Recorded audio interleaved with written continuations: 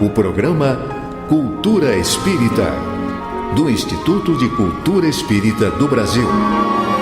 Olá, meus amigos, meus irmãos, muita paz a todos os corações. Aqui estamos com o nosso programa Cultura Espírita, do Instituto de Cultura Espírita do Brasil. Como sempre, contamos com o apoio aqui inestimável do nosso produtor Assalí Franco de Moraes, que fará agora a sua saudação a todos vocês. Pedindo a Jesus em sua glória que ore por todos nós, nos proteja, nos ilumine e que faça com que saibamos encontrar o melhor caminho. Que assim seja, né? Assim seja. Também conosco aqui o nosso querido amigo, irmão Joel Vaz, que faz uma seleção de informações, que recebe uma multidão de informações de várias partes do mundo, né? Não é verdade. Mas com isso ele faz essa seleção e nos traz a sua agendinha de luz. Ainda nesse clima de Natal, com Jesus presente dentro de cada um de nós, me vem à memória uma palavra do Mahatma Gandhi, fantástica. Ele diz: eu não tenho a menor dúvida que Jesus foi o mais importante ser que Deus colocou na Terra. É o que eu desejo para que todos esteja dentro do coração de cada um e dos seus familiares e amigos. E continua fazendo o maior sucesso o livro do meu querido amigo Dirceu Machado. Trata-se de um minucioso estudo sobre os textos sagrados do Velho e do Novo Testamento, até o Evangelho segundo a doutrina dos Espíritos. O Dirceu, ele é engenheiro de formação, o que já induz a um detalhamento natural de comportamento. A precisão é fantástica. Eu li o livro e descobri coisas que eu nunca imaginei que pudessem ter essa dicotomia. Enfim, vale a pena, e para adquirir, ligue diretamente para o próprio Dirceu. O telefone dele é 999831973. Bata um papinho com ele e adquira o livro que ele manda entregar em casa. Às vezes vai ele mesmo. E estou muito feliz com Vitória da Conquista. Foi inaugurado o monumento a Allan Kardec. Maravilha. Tamanho natural, bonito. Uma obra do artista plástico que chama-se Allan Descartes. E a peça foi instalada, belíssima por sinal, foi instalada na entrada da Avenida Allan Kardec. Olha que beleza. Que fica ali pertinho do condomínio Portal do Sol. Tudo no clima, né? Não é à toa que a cidade chama-se Vitória da Conquista. É verdade, é verdade. Você sabe que ali se realiza anualmente um dos mais importantes encontros espíritas do Brasil.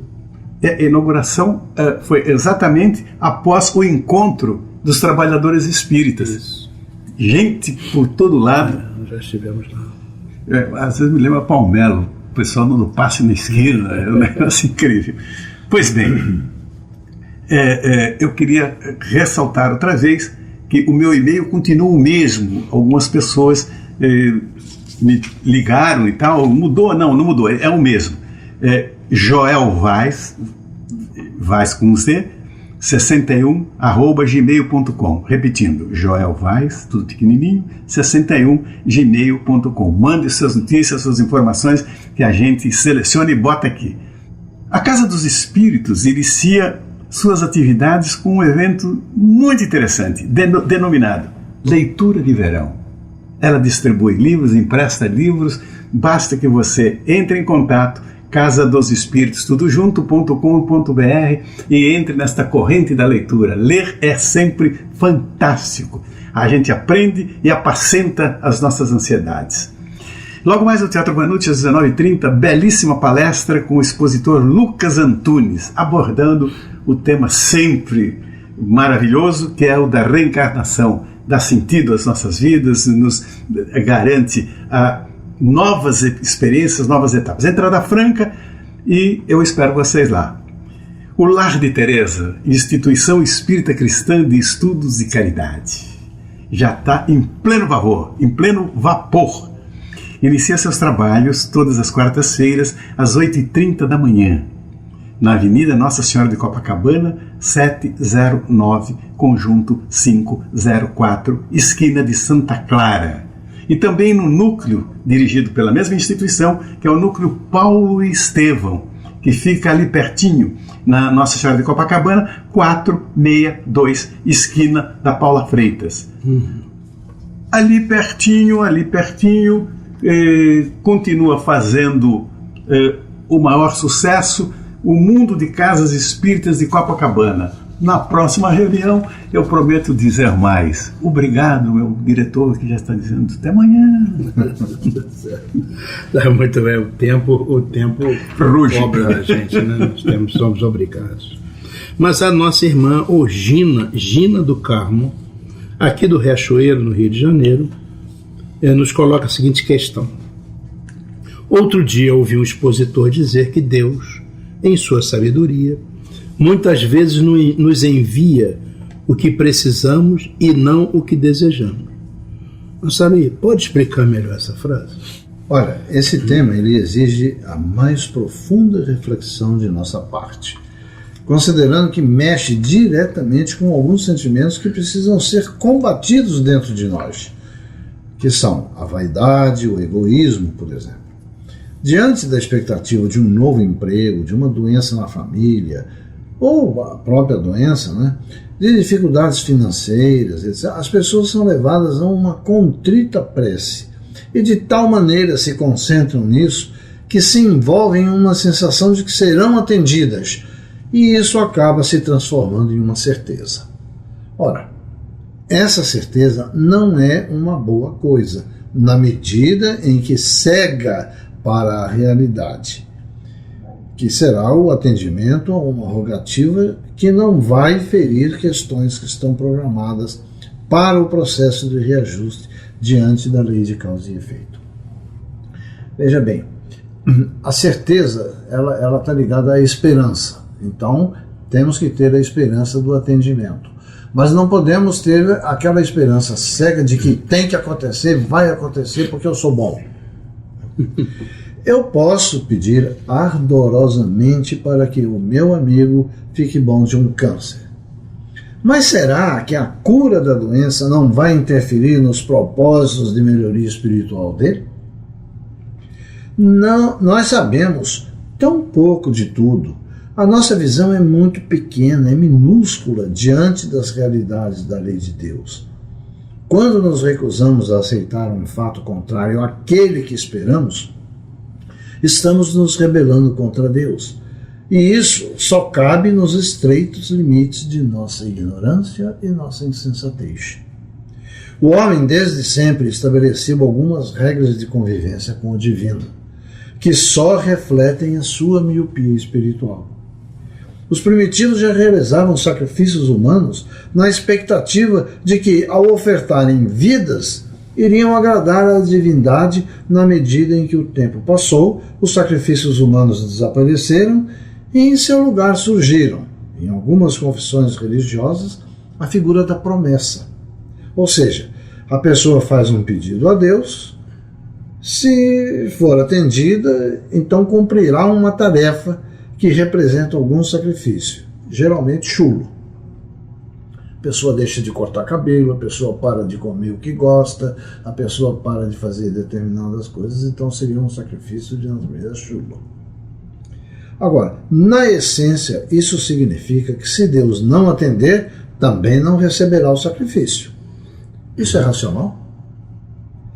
Transforma-se Deus em um ente a nosso serviço, sujeito ao nosso desdém se não nos atender. E pior, além de não atender, ainda gera descrença. A nossa postura diante de Deus deve ser de absoluta compreensão de suas decisões. Ele é o nosso Pai que tudo sabe e sempre inclui uma mensagem naquilo que recebemos, mesmo que não a entendamos. É por isso que a resposta divina é plena de sabedoria e nos orienta no que precisamos, porque isso não tem valor para a nossa vida de aprendizes, quando o que precisamos e o que queremos coincidem. Então será melhor. O que queremos e o que precisamos são recebidos? Então Ótimo. Se não for assim, temos então que procurar entender o porquê. O que esperávamos não veio. Isso aí é uma questão primordial. A gente fica muito impressionado porque quando a gente olha no bojo dessas questões, a gente está aquela leitura de que Deus é uma pessoa. Mas a doutrina espírita diz que Deus é a causa primeira de todas as coisas, não é isso?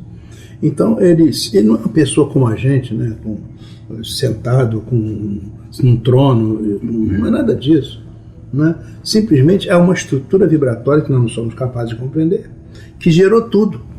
E na medida em que a criatura que foi gerada por ele, que somos nós, né, sintoniza com ele, recebe alguma coisa de acordo com a sua necessidade. Então essa leitura equivocada, né, de que não, eu vou lá pedir isso, pedir aquilo, isso não existe, né? O que acontece é uma sintonia através da oração, através da fé, etc., com o Pai, Criador de todas as coisas, e uma resposta adequada às nossas necessidades, né? É isso, né? Veja a segunda questão que a nossa irmã Gina coloca. Lendo sobre as cruzadas, percebi que o nome de Deus era muito usado para incentivar os guerreiros nas batalhas. Olha, veja só, é verdade, né? Percebi também que esses incentivos foram feitos ao longo da história da sociedade humana. Isso faz sentido?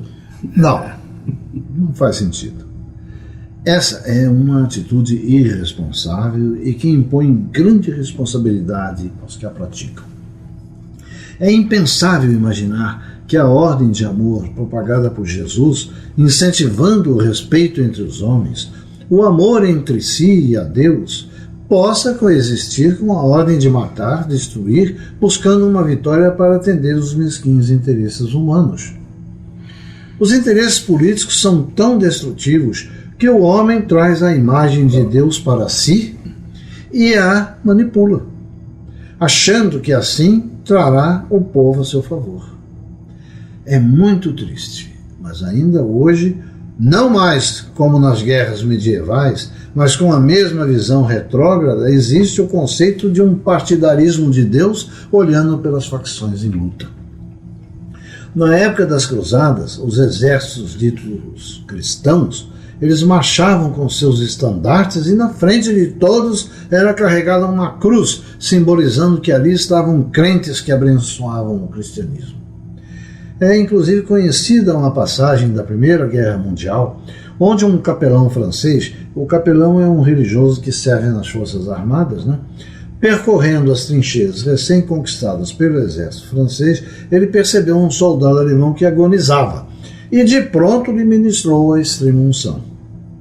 Sabedor desse ato, o comando francês aplicou severa punição ao sacerdote, alegando que ele havia socorrido um inimigo. Veja você que esta punição é exatamente a negação do amai-vos uns aos outros.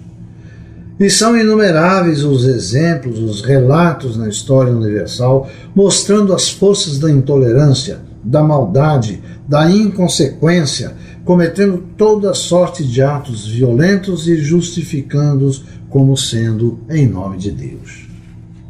O Espiritismo ele nos ensina que por força da lei de causa e efeito, nada nem ninguém fica impune dos seus atos. E, portanto, na hora adequada, todos passarão pelo resgate regenerador. É isso. E nós como nossa irmã, da do Riachuelo, arremata perguntando: lendo o Evangelho segundo o Espiritismo, verifico que existem inúmeras mensagens assinadas por santos, pessoas virtuosas canonizadas pela Igreja Católica. Estaria então o Espiritismo aceitando a santidade delas? Por que então não existem santos no Espiritismo? Olha, os chamados santos, termo próprio da confissão católica, são espíritos que pela sua caridade e suas obras ganharam o reconhecimento de sua religião. Na época da codificação kardeciana, a grande maioria da população de formação católica poderia identificar as assinaturas com maior facilidade se o título acompanhasse o nome. Além disso, todos poderiam ver que mesmo os santos não tinham restrições aos conceitos espíritas que, por seu conteúdo, tinham um valor universal. Na verdade, não é que o Espiritismo estivesse aceitando a santidade deles. A questão da santidade é um conceito católico, como eu disse. O que Kardec considerou foi o padrão moral daqueles espíritos, a mensagem edificante que trouxeram, o valor de suas vidas e, sobretudo, suas obras em benefício dos semelhantes, o amor ao próximo que exemplificaram. O Espiritismo, por fundamento, não tem rituais, cerimônias, paramentos e outras exteriorizações.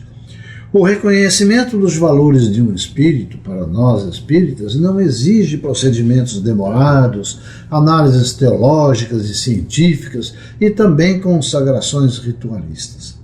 Para nós, se o espírito aproximou-se sinceramente dos postulados do Mestre Jesus, ele tem o seu reconhecimento pela lei divina. Não precisa, absolutamente, que determinemos o seu estado espiritual. Isso o Pai faz segundo sua lei. Um espírito que, pelos exemplos de sua vida, seguindo os preceitos de Jesus, não vai precisar que o poder temporal decrete o seu valor e nem lhe ofereça títulos de santidade. É isso então. Então, meus irmãos, nós chegamos ao final deste bloco e daqui a pouco retornamos, se Deus quiser. Instituto de Cultura Espírita do Brasil. Meus amigos, o título da mensagem de hoje é A História do Pepe. O autor desconhecido nos diz: Pepe era o tipo de pessoa que tu desejarias ser. Estava sempre de bom humor e sempre tinha algo positivo para dizer. Quando alguém lhe perguntava como ia, ele respondia: melhor impossível. Quando mudava de trabalho, vários dos seus colaboradores o seguiam nas mudanças. A razão para o seguirem era a sua atitude. Pepe era um motivador nato. Se um empregado tinha um dia mau, Pepe estava lá para dizer ao empregado como ver o lado positivo da situação. Um dia fui procurar Pepe e perguntei-lhe: eu não te entendo. Não é possível uma pessoa ser positiva todo o tempo. Como consegues fazer isso? Pepe respondeu: cada manhã, ao despertar, digo para mim mesmo: Pepe, tens duas opções nesse novo dia que começa. Podes escolher estar de bom humor ou de mau humor. Então, escolho estar de bom humor. Cada vez que acontece algo ruim, posso escolher entre considerar-me uma vítima ou analisar o fato em todos os seus aspectos para aprender com ele. Escolho aprender com ele. Cada vez que alguém vem até mim para se queixar, posso aceitar a sua queixa, consolando e contribuindo para que ele se considere uma vítima, ou posso ajudá-lo a examinar a situação sob outro ponto de vista, indicando-lhe o lado positivo do aprendizado para o resto da vida. Escolho indicar-lhe o lado positivo. Sim, claro, mas não é assim tão fácil, protestei. É sim, disse Pepe. Tudo na vida é feito de escolhas. Quando jogas fora as coisas que estão sobrando, estás fazendo uma escolha: guardar ou descartar. Assim são as decisões. Tu escolhes como reagir ante cada situação. Escolhes como as pessoas afetarão o teu humor. Escolhes estar de bom ou de mau humor. Em resumo, tu escolhes como viver a vida. Eu refleti sobre o que Pepe me disse. O tempo passou, mudamos de residência, perdemos o contato, mas com frequência pensava no Pepe quando tinha que fazer uma escolha importante na vida. Procurava analisar a situação sob vários ângulos, em vez de simplesmente reagir contra ela. Vários anos mais tarde, soube que Pepe cometeu um descuido que lhe trouxe graves consequências. Em certa manhã, deixou a porta dos fundos de sua loja aberta e foi assaltado por 3 ladrões armados. Enquanto tentava abrir o cofre, com sua mão trêmula pelo nervosismo, errou a combinação. Os assaltantes sentiram pânico e dispararam. Pepe foi rapidamente encontrado e levado de emergência para uma clínica. Após 8 horas de cirurgia e semanas de tratamento intensivo, Pepe teve alta, mas ainda com fragmentos de bala no corpo. Encontrei-me com Pepe 6 meses depois do acidente e, quando lhe perguntei como estava, respondeu-me: melhor impossível. Perguntei o que lhe passou pela mente no momento do assalto. Respondeu: quando eu estava deitado no chão, lembrei-me que tinha 2 opções. Podia escolher viver ou podia escolher morrer. Escolhi viver. Não sentiste medo? Perguntei. Pepe continuou: os médicos foram geniais. Não deixaram de me dizer que eu ia ficar bom. Mas quando me levaram para a sala de cirurgia e vi as expressões das faces dos médicos e das enfermeiras, realmente assustei-me. Podia ler nos seus olhos: és um homem morto. Então, eu sabia que tinha que tomar uma decisão. Que fizeste? Perguntei. Pepe disse: bom, um dos médicos me perguntou se eu era alérgico a alguma coisa e eu, respirando fundo, gritei: sim, as balas. Enquanto eles riam, eu lhes disse: estou escolhendo viver. Opere-me como se eu estivesse vivo, não morto. Pepe viveu, não apenas por causa da perícia dos médicos, mas, sobretudo, pela sua atitude espetacular. Eu aprendi que, a cada dia, temos a escolha de viver plenamente. A atitude, finalmente, é tudo. No final, a decisão de como és, como te vês, como te sentes, como vives, é tua. E lembra-te, só se frustram aqueles que deixam de ver a parte positiva do resultado de suas ações e as consequências que estas trarão à própria vida. Jamais desistas dos teus sonhos sem antes tentares realizá-los. Meus amigos, agradecendo a fraterna audiência, aqui nos despedimos, desejando a todos uma semana de muita paz, otimismo e boas decisões. Instituto de Cultura Espírita do Brasil.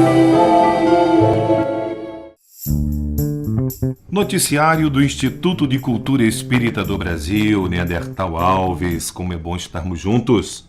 Lembra você que na parte da manhã não haverá atividades no ICEB. Entretanto, 3 horas da tarde, eu faço um convite especial para você. Tatiane Belliene. E o tema: Emoções, dádiva de Deus em nós. Prestou atenção? Vou repetir só para você. 3 horas da tarde, no próximo sábado, no nosso ICEB.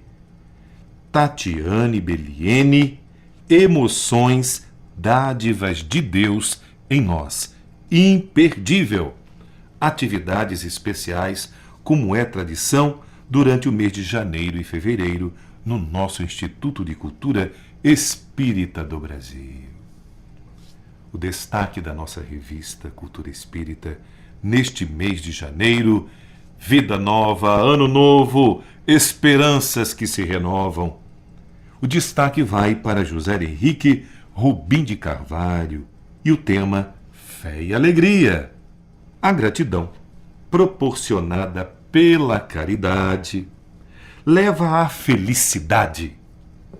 Não há limites para a fé que instrumenta e mobiliza este processo, porquanto é o alto amor e o amor ao próximo, incondicional, infinito, que desaguará nos oceanos imensuráveis da imanência divina como filiação. O filósofo hindu Rabindranath Tagore diz que a fé é o pássaro que sente a luz e canta quando a madrugada é ainda escura.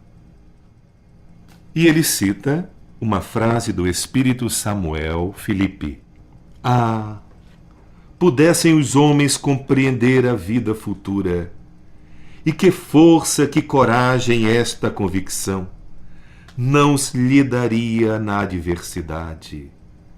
O meu sofrimento é relativo, uma vez que compreendo o alcance, a necessidade e o caráter transitório das provações. Fecha aspas. Continua o Dr. Rubim.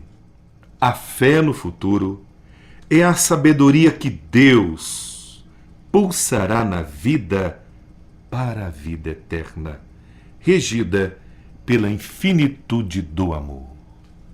Que beleza! Tudo isso está na nossa revista Cultura Espírita e o autor José Henrique Rubim de Carvalho com o tema Fé e Alegria. Excelente destaque da nossa revista Cultura Espírita deste mês de janeiro, deste novo ano 2015. Vida nova, esperança renovada, feliz ano novo! O nosso portal ICEB está sendo todo reformado e terá até uma cara nova no Facebook. Mas, se você quiser acessar agora o nosso portal, anote portaliceb.org.br. Anotou? portaliceb.org.br. Se você quiser assistir às nossas atividades online pelo computador ou pela nossa TV ICEB em seu smartphone, é só baixar o aplicativo e você estará online conosco. Este foi o noticiário do Instituto de Cultura Espírita do Brasil, Neandertal Alves, e até o nosso próximo encontro. Assim, meus amigos, meus irmãos, nós estamos chegando ao final do nosso programa Cultura Espírita do Instituto de Cultura Espírita do Brasil. Agradecemos muito pela atenção de cada um. Desejamos que o Senhor Jesus esteja em seus lares, em seus corações, e que venha aí uma semana de luz, de paz, de harmonia, de saúde, de equilíbrio e de muito amor. Nosso Saruí, por favor, para as suas despedidas. Muita paz em nome de Jesus para todos. Joel? Muito obrigado, Jesus, pela companhia. Muito obrigado aos Espíritos de Luz que nos iluminaram. Muito obrigado aos companheiros que participaram desta jornada de amor. Fique em paz e até a próxima semana, se Deus quiser. Pela Rádio Rio de Janeiro, o Instituto de Cultura Espírita do Brasil apresentou Cultura Espírita.